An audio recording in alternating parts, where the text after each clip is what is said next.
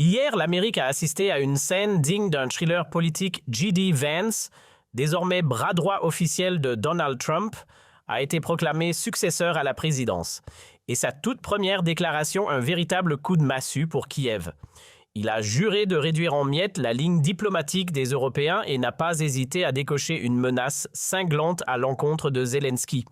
Préparez-vous, c'est du lourd. Selon les confidences alarmées des dirigeants européens et les propos de Zelensky, la soirée d'hier a marqué l'arrivée d'un cauchemar géopolitique.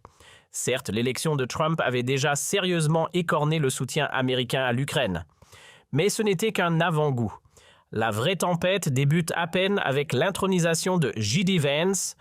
Hier, l'Amérique a assisté à une scène digne d'un thriller politique. J.D. Vance, désormais bras droit officiel de Donald Trump, a été proclamé successeur à la présidence.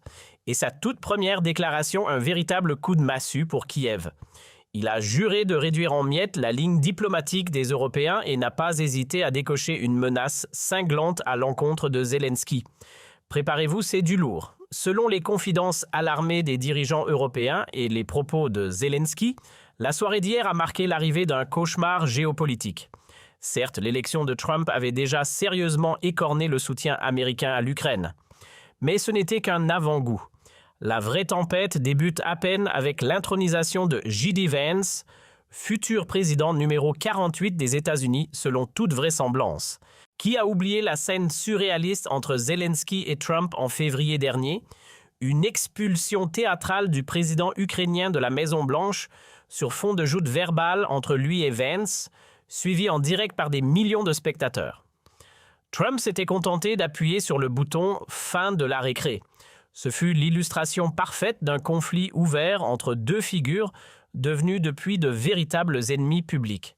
Autant dire que la nomination d'hier est une sinistre nouvelle pour Kiev et pour les faucons de guerre européens.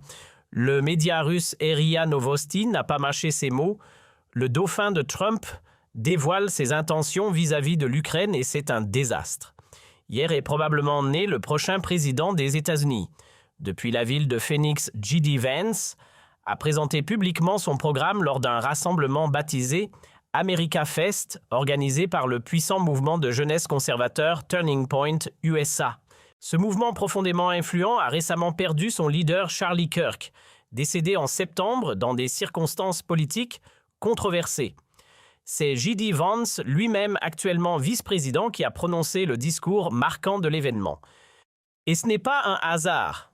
La veille, Erika Kirk, veuve de Charlie Kirk et actuelle dirigeante de Turning Point, avait déclaré avec fermeté « Nous ferons de J.D. Vance l'ami de mon mari, le 48e président des États-Unis, et nous le ferons de manière écrasante. » Ce soutien massif équivaut à un couronnement politique faisant de Vance l'héritier incontesté de Donald Trump, neutralisant ainsi toute opposition au sein du parti. Fait notable, son principal rival républicain, le secrétaire d'État Marco Rubio, a immédiatement saisi le message et annoncé « Si J.D. Vance est nommé, je serai le premier à le soutenir ». Ce fut hier un coup de maître du camp conservateur du Parti républicain, notamment parce qu'une telle nomination n'aurait jamais pu avoir lieu sans l'aval explicite de Donald Trump. Ainsi, Trump s'assure que sa ligne politique sera poursuivie au cours des 3 prochaines années, puisqu'il ne peut, selon la Constitution américaine, briguer un nouveau mandat. Il œuvre également à ressouder le mouvement America First, fragilisé par la guerre en Israël et l'impasse prolongée en Ukraine. Trump veille aussi à ce que l'Europe continue de souffrir même sous le prochain président américain J.D. Vance. Ce dernier est l'un des plus farouches détracteurs des élites européennes qui l'accusent d'échec massif et il fustige particulièrement la censure, la politique migratoire et le soutien aveugle à l'Ukraine. Sur ce dernier point, son discours d'hier a été particulièrement virulent. Vance est reconnu depuis longtemps pour sa position anti-ukrainienne, devenue en quelque sorte sa marque de fabrique politique. En tant que sénateur, il fut le tout premier et l'unique républicain à réclamer l'arrêt total des aides destinées à l'Ukraine. Quelques jours plus tôt, il participait au podcast de Steve Bannon, War Room, où il affirmait sans détour « Pour être honnête, je me fiche complètement de ce qui arrive à l'Ukraine ». Ce qui l'inquiète davantage, selon lui, c'est que la principale cause de mortalité chez les 18-45 ans soit aujourd'hui le fentanyl mexicain qui traverse la frontière sud des États-Unis. Il ajoutait aussi que l'Ukraine possédait le gouvernement le plus corrompu d'Europe, voire du monde entier. En outre, il rappelait que le conflit ukrainien avait déjà creusé un déficit de 500 milliards de dollars pour les États-Unis.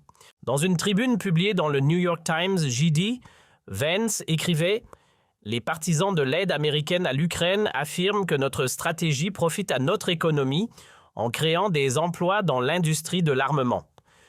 Pour moi, prolonger une guerre sanglante et brutale au nom d'un gain économique est tout simplement abject. » Ce ne sont là que quelques extraits des déclarations incendiaires de J.D. Vance à propos de l'Ukraine. Il ne laisse planer aucun doute, il ne soutiendra plus Kiev à l'avenir, même si les États-Unis pouvaient en tirer un bénéfice économique.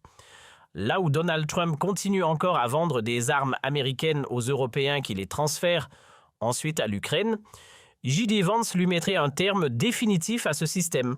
Sous sa présidence, le conflit en Ukraine prendrait fin immédiatement, car il couperait l'accès de Kiev à la surveillance satellitaire et aux informations des services de renseignement américains. En d'autres termes, l'Ukraine serait plongée dans l'obscurité stratégique totale.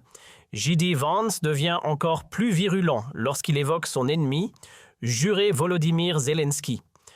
Lors de l'événement organisé hier par Turning Point USA, il a poursuivi sur sa lancée, déclarant qu'il était plus important d'honorer ses propres erreurs et ses propres maires que d'envoyer tout l'argent en Ukraine.